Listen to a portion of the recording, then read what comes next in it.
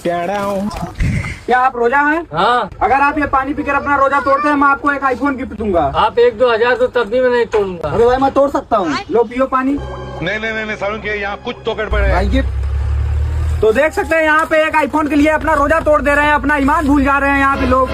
हिंदू था भाई वो। हिंदी को इंग्लिश में क्या कहते हैं? हिंदुस्तान। हिंदी को इंग्लिश में क्या कहते हैं? गोलगप्पे है। हिंदी को इंग्लिश में क्या कहते हैं? अंग्रेजी। माल मिला बे? कहाँ मिला बे? दुकान में बनता, पूछना इससे। या राइट ब्रो। भाई वहाँ जो इंग्लिश बोला था ना, पापा बोल। या राइट ब्रो। किस चीज का फॉर्म भरवाना है? आईएएस ऑफिसर का फॉर्म भरा। वो अलग ही लेवल का बंदा था।